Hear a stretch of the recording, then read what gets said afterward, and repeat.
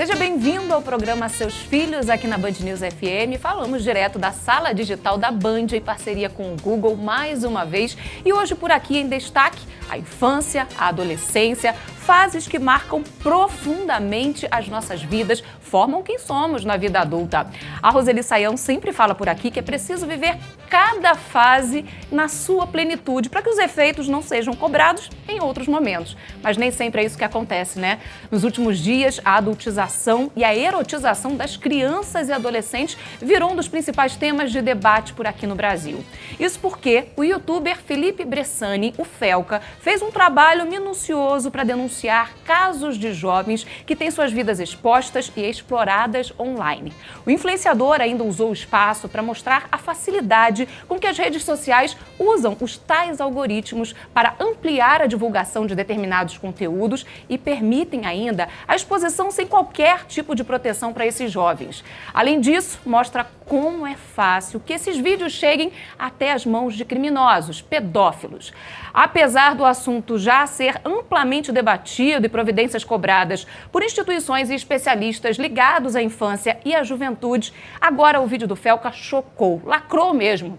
Milhões de pessoas assistiram ao material e agora cobram providências. Projetos no Congresso Nacional que tratam do tema ganharam prioridade. O governo federal também anunciou que vai se debruçar num pacote de medidas. Representantes da Justiça já começaram a agir e perfis de alguns influenciadores denunciados já foram derrubados.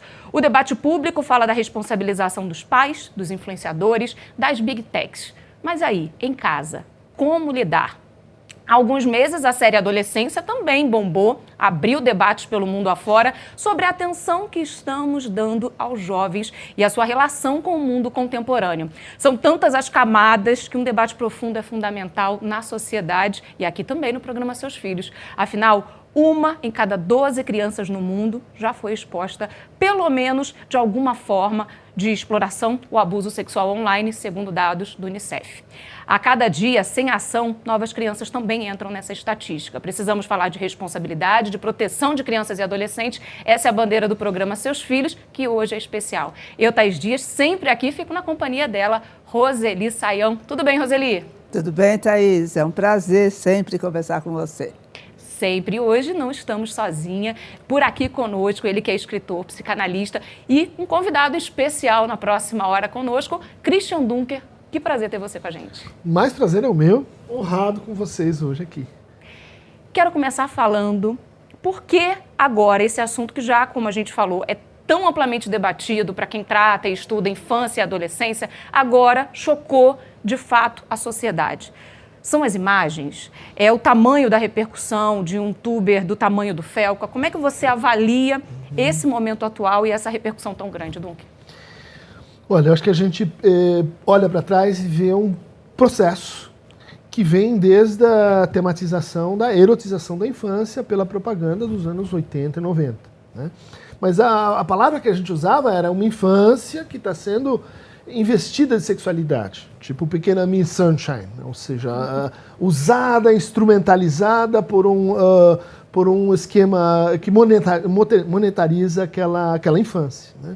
O que a gente tem agora é como se fosse assim, você vai acumulando grãos nessa direção e uma hora isso vira uma montanha.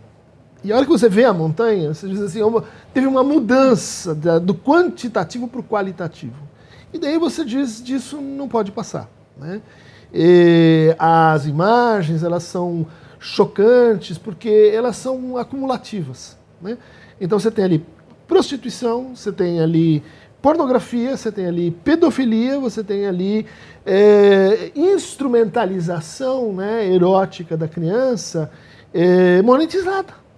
Né? Então, cada um que enxerga aquilo é submetido a um esquema que na psicanálise a gente diria é meio perverso, porque ele me convida a gostar daquilo, a apreciar, a investigar, a ir além dos nossos próprios limites. Né? E eu acho que isso, nesse caso, foi um marcador social para o Chega.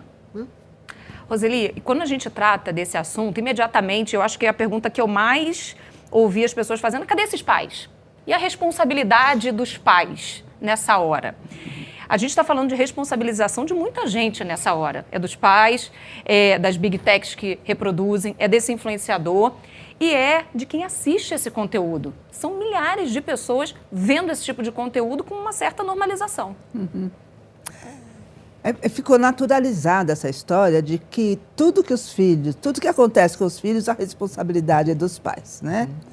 Nossa, os pais são a pequena parte, né, que contribui para determinados comportamentos dos filhos. Comportamentos, atitudes e até quadros, né, de doença mental. Mas a família não é impermeável. Ela é absolutamente aberta, né? Inclusive, principalmente agora em época de internet. Então, não são apenas os pais os responsáveis. Nós fomos instigados, acho que há uns 15, 20 anos, a fazer as crianças entrarem no mundo digital cedo. Então, nós demos aparelhos para eles, fizemos de tudo. Chegou a internet móvel, demos. Aí, de repente, falaram para a gente, opa, calma aí que não está fazendo tão bem assim, está fazendo mal. Aí os pais já permitiram. O trabalho agora de retirar das crianças é redobrado. É difícil, né? Então, a gente tem que olhar para a sociedade, a gente tem que olhar para o Estado, porque a gente precisa de políticas públicas, né, que ajudem nisso. E a gente tem que olhar também para as big techs. Elas precisam ser reguladas, né? A gente está falando aí de situações que envolvem crimes. Você foi muito explícito a citar vários deles, né, Dunker? Quando a gente fala desse cenário, a gente precisa falar de responsabilização. A gente está expondo as crianças a produzir um tipo de comportamento, a reproduzir um tipo de comportamento, acho que é melhor, de adulto. A criança não tem maturidade para compreender que aquilo ali por trás tem toda uma rede criminosa, né, tem todo um olhar adulto. É isso? É isso, eu acho que você toca no ponto essencial, né? Quer dizer, qual é a graça? Por que isso, enfim, atrai, vamos dizer assim, tanto aqueles que são profissionais na perversão, quanto aqueles que são meio incautos, né? Porque, não sei se Roseli me acompanha, você tem ali aquele momento de descoberta da sexualidade. Os primeiros toques, os primeiros encontros, a invenção, né, e a construção disso em cada um de nós. Então, quando você olha aquela criança, você diz, tem uma coisa que me fascina aqui, que é a minha experiência projetada naquele suporte. Ocorre que quando isso ganha força de imagem, quando isso ganha força de memória, porque vai ficar na memória, você está armando uma espécie de bomba relógio. Porque essas primeiras sensações, essas primeiras experiências, elas são objeto de recalque, de esquecimento. A gente diz, olha, isso é tão precioso que isso eu não vou pôr a público, né? E essa criação da intimidade, daquele segredo, ela é fundamental para a sexualidade vindoura, né? Resultado, quando você pega e expõe isso, você armou uma bomba traumatogênica, porque aquilo que devia ficar, né, oculto e próprio ao tempo daquele sujeito é submetido a uma outra temporalidade. Resultado, você vai ter aí subjetividades que, não sei, Roseli, potencialmente devastadas. Pode ser que não aconteça nada com esse. O outro, eu estava brincando, para mim isso entrou de um outro jeito, zero. Mas pode ter, e aquele caso em que isso vai inibir a sexualidade, isso vai associar, hipersexualizar, isso vai produzir toda a sorte de efeitos deletérios, né? Agora, a gente tem um convidado especial que fez questão de participar, mandar um vídeo pra gente sobre adultização, erotização da infância. Ele que é o escritor, um dos mais premiados da literatura brasileira, especialmente da literatura infanto-juvenil. Ilan Breman, que bom ter você de novo por aqui. Fala um pouquinho pra gente sobre esse tema. Eu estudo a adultização da infância há mais de 25 anos. É um tema antigo. Erasmo de Roterdã, no século XVI, um dos responsáveis por criar o conceito de infância, essa fase distinta do mundo adulto, disse, abre aspas, mas é justamente isso que é tornar a ser criança. Dizer disparates, falar com insensatez. Não é ali que reside todo o encanto da infância? Não seria detestável monstro a criança que raciocina como adulto? Fecha aspas. O conceito de infância, como conhecemos hoje, é recente. Por séculos a fio, crianças foram tratadas como mini-adultos. Desde os 7 anos, trabalhavam cedo. Não tinham roupas, médicos ou conteúdos próprios. Pediatria, algo do século XIX. Já na Idade Média, eram invisíveis, nem apareciam em testamentos. Aniversários infantis não eram comemorados até o século XVIII nos Estados Unidos. Informação que revoltou as minhas filhas, que adoram um bolo e velhinhas para soprar. Em 1530, Erasmo novamente já alertava, abre aspas, a criança inocente não deve emprestar sua língua a palavras obscenas, nem aplicar os ouvidos às mesmas. Sua luta e de outros pensadores ajudou a consolidar a infância como fase protegida, com cuidados, educação e brincadeiras específicas. Mas conceitos humanos podem ser esquecidos. No século XX, e mais rápido ainda no XXI, pais começaram a apressar o desenvolvimento dos filhos. Lembro de uma notícia que recortei em 2005, faz 20 anos. Abre aspas. Bebês dos Estados Unidos aprendem cedo a usar pinico a partir dos 7 meses. Pais dizem que isso fortalece os vínculos. Fecha aspas. Posso afirmar, fortalece o consultório de psicólogos e psiquiatras. Lembro também que já me pediram indicação de escola focada no vestibular para uma criança de 3 anos. Para que tanta pressa? Hoje, parte da publicidade, moda, música e redes sociais empurram a criança de volta à condição de mini-adulto. A solução? Reinventar a infância. Isso começa em casa, com adultos que entendam que o direito à infância é vital para o desenvolvimento de qualquer ser humano. Que bela palavra, Ilan Brema, mais uma vez, com toda a lucidez e citando aí uma trajetória histórica sobre a infância. Roseli, a gente sempre traz aqui no programa Seus Filhos dicas para reflexão sobre os temas que a gente debate. E eu sei que você preparou uma, né? Ah, sim.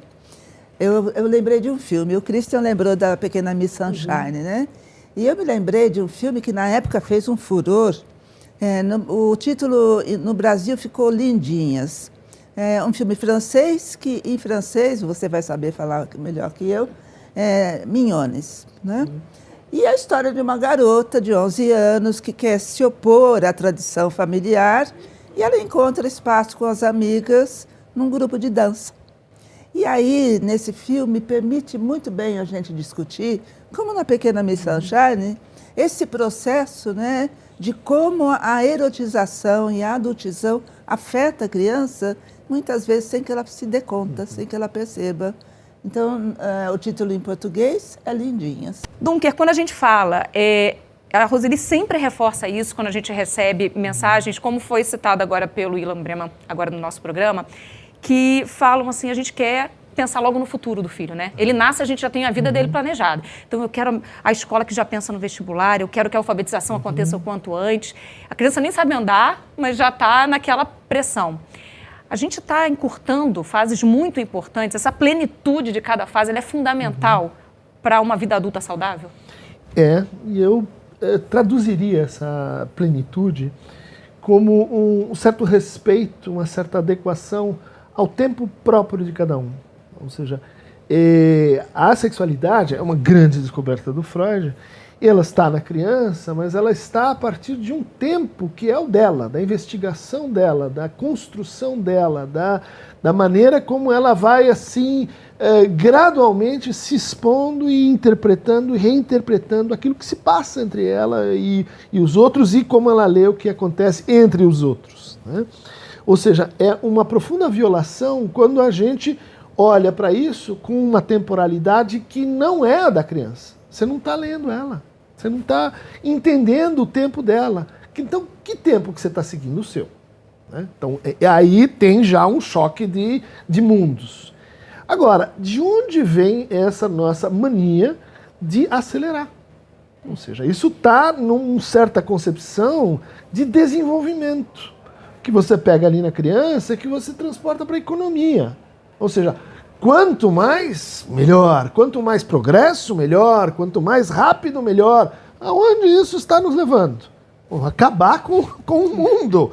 Ou seja, a concepção desse pai que o Ilan mencionou, que pensa numa escola que daqui a 11 anos vai colocar o sujeito no vestibular, é uma concepção que dá o mesmo equívoco daquele que imagina que vai planejar o que é o mundo daqui a 11 anos. Ou seja, o planejamento vai dar errado, a intrusão da temporalidade vai privar essa criança do quê? Do brincar. Hoje a gente discute, né, a diferença entre brincar, cuidar e aprender. E essa equação, ela faz parte de respeitar o tempo da criança. Não, você quer que ela seja uma extensão da sua unidade produtiva. Para com isso. Agora, Roseli, e ser criança no mundo contemporâneo, aí eu estendo até para a fase da adolescência. A gente fala muito e discute sobre a praça pública, né? A gente precisa viver essa praça pública para aprender a conviver com o mundo exterior, mas também entendendo que há perigos. E o cuidado, né, de deixar um filho em um espaço aberto, ele está ali, a gente precisa olhar. No mundo de hiperconexão, da ideia de condomínio, porque a gente está fechado, ou dentro de casa, ou dentro do celular. Como é que a gente faz isso? Pois é. Olha, a primeira coisa que eu gosto de lembrar é que, assim, sempre as gerações anteriores acham o mundo muito perigoso para a geração que está em crescimento, né? A minha mãe, eu tenho 75, achava o mundo perigoso para o adolescente estudar fora. Então, veja, né? Então, há uma realidade urbana, mas há também essa interpretação de gerações a respeito da relação dela com os filhos e dos filhos com o mundo. Então, hoje, né, o que a gente pode fazer? A gente deve, primeiramente, eu assumo totalmente o que o Christian disse. O tempo da criança é o tempo dela. A gente não pode transformar no nosso tempo, né? E eu aprendi isso com os meus filhos, porque eu tinha mania de falar para eles assim, olha, daqui 15 minutos, tá? Mas 10 segundos eu falava, já é 15 minutos. É verdade. Então, às vezes, né? E quando viajava, já chegou? Está chegando? Então, às vezes, o tempo deles é muito rápido, mas em outras questões é um tempo totalmente... Não é do nosso relógio, do nosso calendário, é outro tempo. Então, é preciso que a gente tenha muita atenção com eles. Olhe bem para eles, que a gente marca sempre no programa, né? Você precisa conhecer o máximo possível o seu filho, os seus filhos. E a gente não conhece os nossos filhos questionando, né? O que você acha disso? Como foi na escola? Não é assim. É observando, ouvindo as opiniões que ele tem a respeito das coisas. Então, é importante que a gente acompanhe, principalmente os adolescentes, os filhos adolescentes, nessa entrada nesse mundo. E a gente precisa conhecer o mundo que eles conhecem, né? E, Roseli, quando você falou de tempo, né, não só esse tempo dos 10, 15 segundos, o tempo mesmo do relógio, o tempo biológico, né? Porque às vezes a gente vê os pais, não, mas aquela criança já anda e o meu filho não anda. Aquela já fala, o meu filho não fala. E aí você começa a criar uma culpa e você se pressiona e pressiona essa criança também, né? Nossa, muito, né? Agora, você acha, Cristo, que mudou um pouco o desenvolvimento físico nessas últimas décadas? Porque eu vejo fotos escolares, assim, o primeiro ano de 1950, de 60, o tamanho vai ficando heterogêneo dos alunos, né? Porque essa é uma das coisas mais impressionantes da sexualidade, que a forma como a gente pensa, a forma como a gente imagina, a forma como a gente fantasia, interpreta os próprios afetos e sensações, altera o nosso corpo. Faz com que ele ande um pouco mais rápido ou vá um pouco mais devagar, né?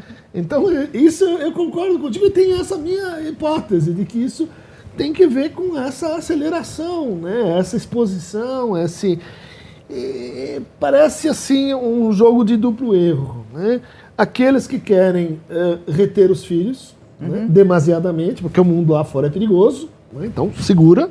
E aqueles que querem, não, eu quero que ele comece a trabalhar e ser produtivo o quanto antes. E o que a gente já tem entre as duas coisas é a posição que a gente chamaria assim de intimidade, né? A posição entre a intimidade e a comunalidade, entre o nós e o eles. Onde entrou a internet? Exatamente aí. Porque você diz assim, ele está tranquilo em casa, está com a gente, ele e a tela, está lá no quarto, ele está no seio da família, né? Está protegido. Não! A internet, ela está pelado na Praça da República, porque aquilo lá não é vida privada, né? Ou não necessariamente. Né? Então, a entrada dessa tecnologia, ela corrompeu nosso sentido mais tradicional de privado e público. Exato. A família é a sociedade, o mundo, a rua lá fora. Né? É isso mesmo. E nesse aspecto, a gente tem um material, já que falamos aqui da sala digital da Band, em parceria com o Google, preparado sobre o interesse de usuários sobre o controle parental nesses dias de hoje. A Alessandra Pretalha tem as informações. Conta mais, Alê.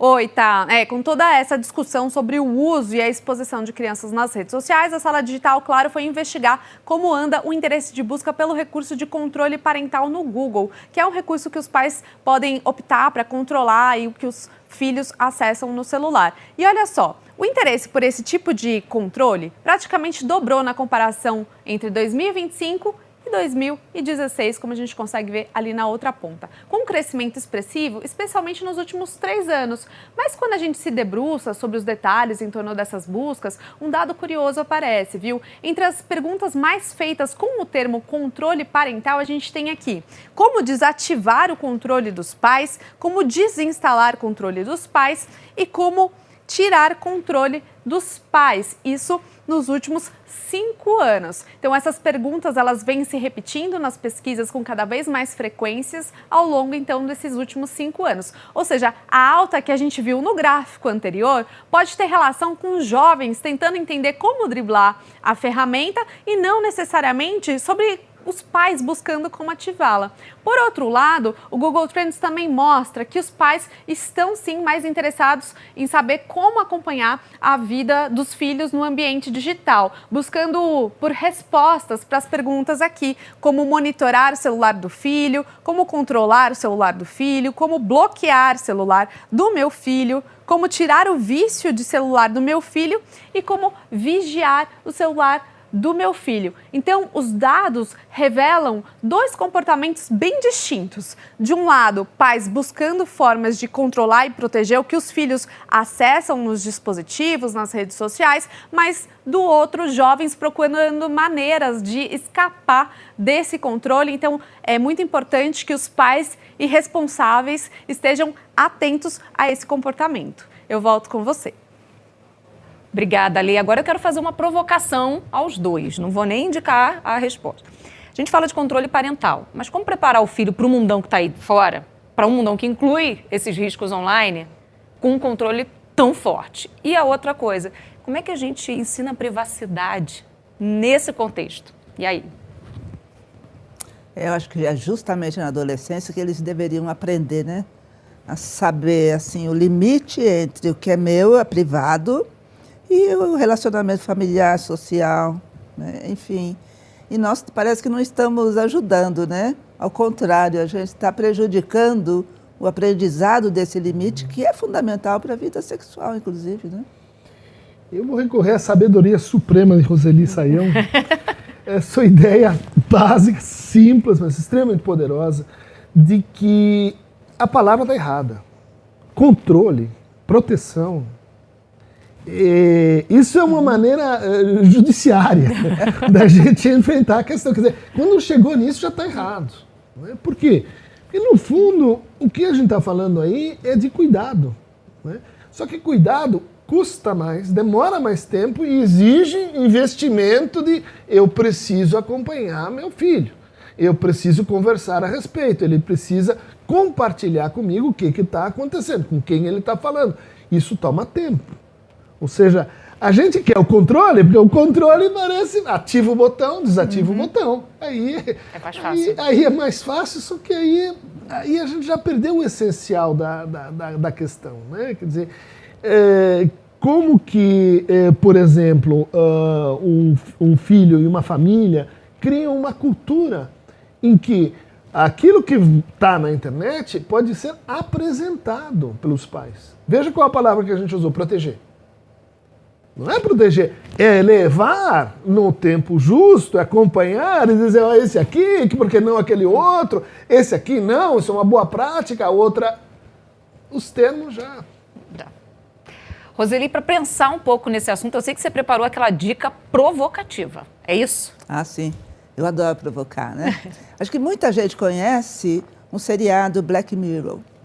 E é muito interessante, mas eu separei o capítulo, deixa eu me lembrar aqui, o 2º episódio da 4ª temporada. O título é Arcanjo. Arcanjo é o nome de uma clínica que instala chips no cérebro de crianças cujos pais, cujas mães principalmente querem controlar. Então, assim, instala o chip, essa mãe vai a isso, né? E aí ela recebe um tablet, e pelo tablet ela sabe tudo o que a filha está vendo, e ela pode censurar, ela pode modificar.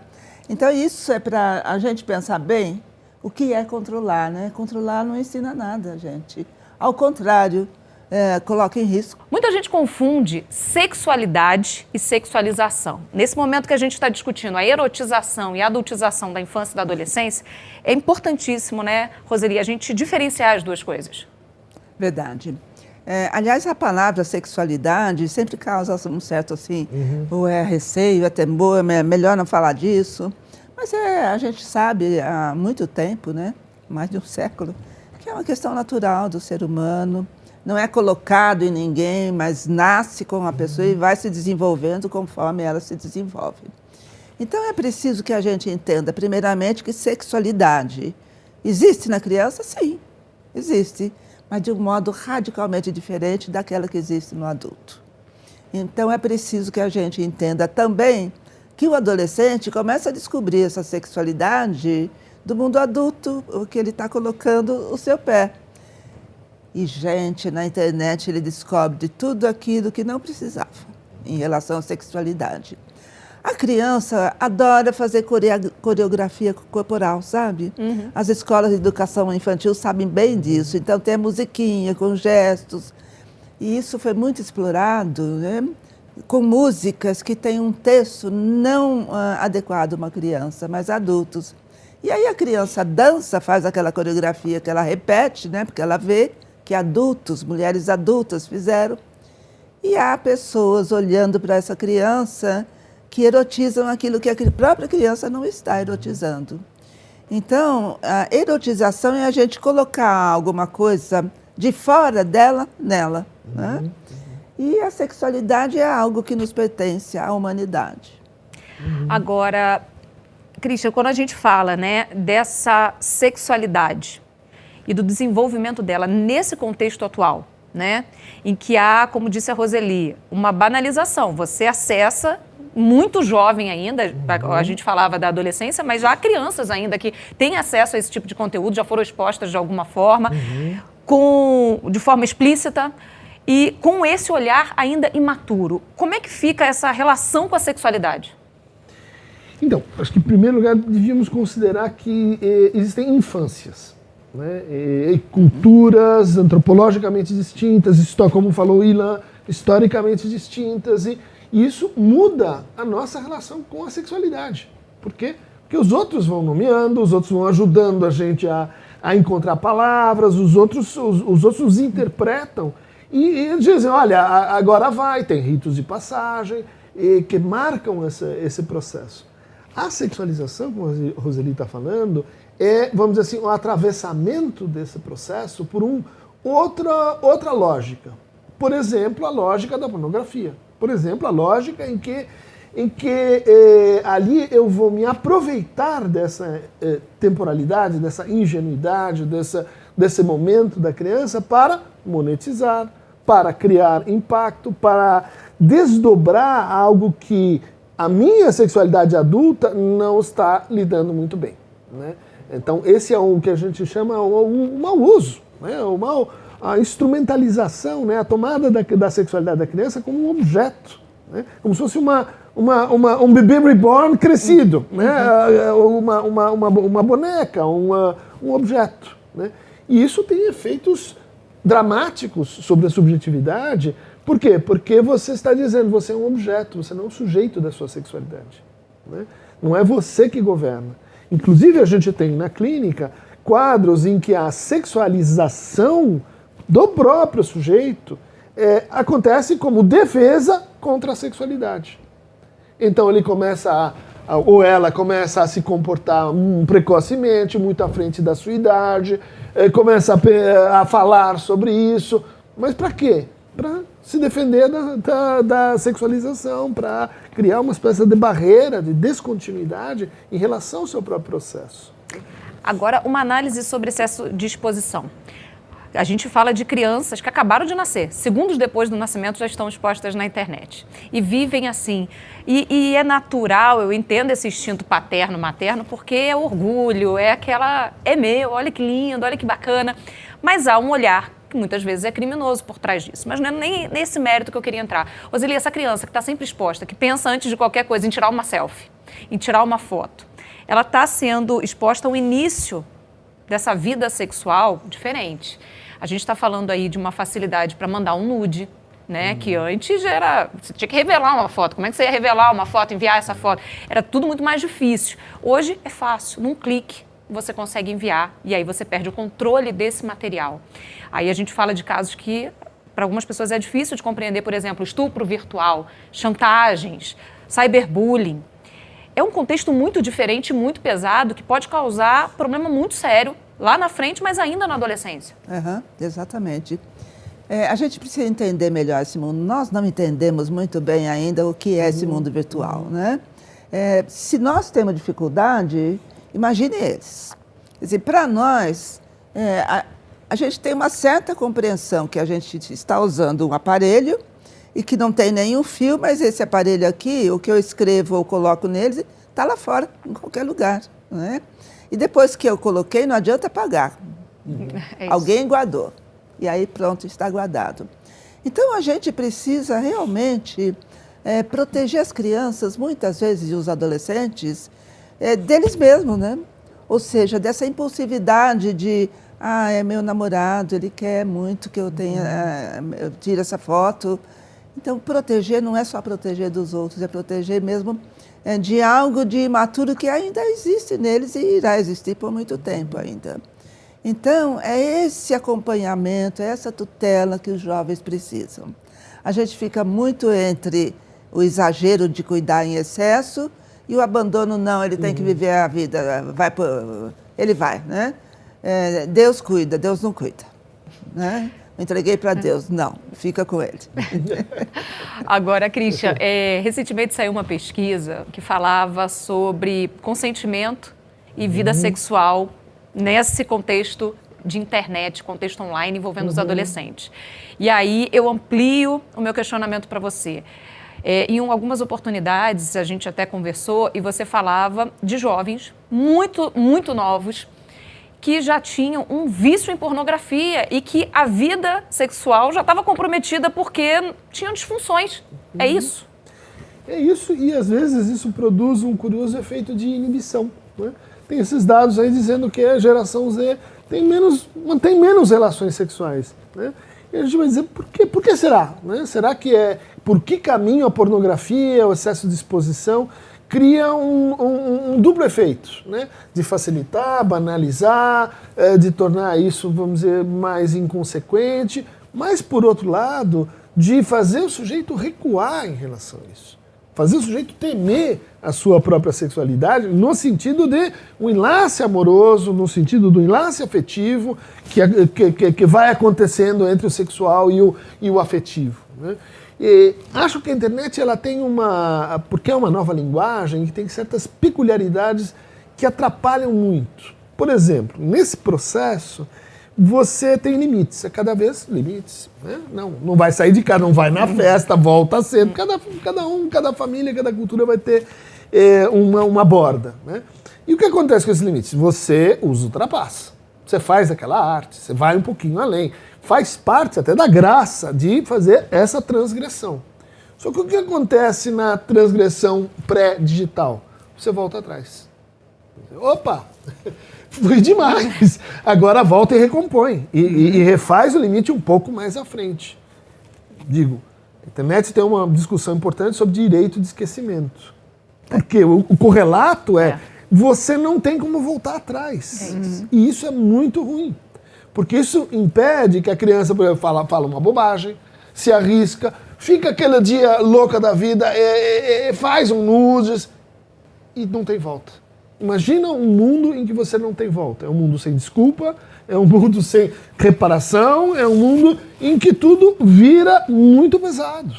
E eu acho que isso tem que ver com como é que você vai exercer a sexualidade, no sentido mais estrito do termo, quando o risco, né, o risco subjetivo, não só o objetivo, ele cresceu dessa forma por causa da estrutura da linguagem, né, por causa de como a gente é obrigado a falar desse jeito. Roseli, quando a gente traz essa reflexão a partir de agora, você também preparou um material para indicar para os nossos ouvintes pensarem e refletirem um pouco mais? Eu pensei muito em um livro, eu vou indicar um livro que eu gostei muito e que nos fala um pouco do sofrimento da criança. O título do livro é Quando a Infância Dói. É muito interessante porque não é preciso que a criança tenha uma doença, um quadro, para que ela sofra. No dia a dia ela sofre e há contextos que levam ao sofrimento da criança, né? Isso que é do que acabou de falar, que a gente vem falando hoje, causa sofrimento à criança. Então, vale a pena ler esse livro, Quando a Infância Dói. Posso? Por favor. Eu ia recomendar um livro que vai ser lançado semana que vem, chamado Olho d'Água, que é uma história em quadrinhos, né? Não tem texto, de uma criança que passa por um desencontro e desenvolve uma coisa que é um choro que não para. Né? Que nunca mais para de chorar. E vai para o médico, e vai para o terapeuta, e é uma alegoria linda para o nosso tempo, no sentido de que os nossos maus encontros, eles estão meio sem reparação. Né? Repete pra gente. Chama Olho d'Água. Olho d'Água. Tá aí a dica Olhos fresquinha. d'água, Olhos d'Água. Dica fresquinha, daquela. Eu quero agradecer a sua companhia aqui ao longo desses últimos minutos no programa Seus Filhos. Sempre muito bom. E quando o papo é bom, passa rápido, né? A gente fica aqui querendo um pouquinho mais, mas eu te convido a participar conosco, a ouvir o nosso programa mais uma vez. Para participar, nosso e-mail, seusfilhos@bandnewsfm.com.br ou nos acione nas redes sociais, @Roseli Saião, Roseli com Y, Saião também, ou @Thaís B. Dias. Pode mandar sua participação por lá.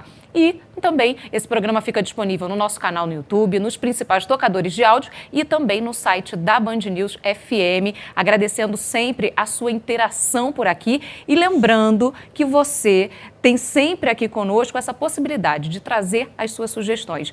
O meu beijo especial para minha companheira de sempre, Roseli Saião. Obrigada e até a próxima. Adoro falar com você, um beijo de volta e muito carinho para os nossos ouvintes. E muito obrigada pela sua presença, eu aprendo tanto com você. Tamo junto. E a minha sorte aqui, do lado desses dois.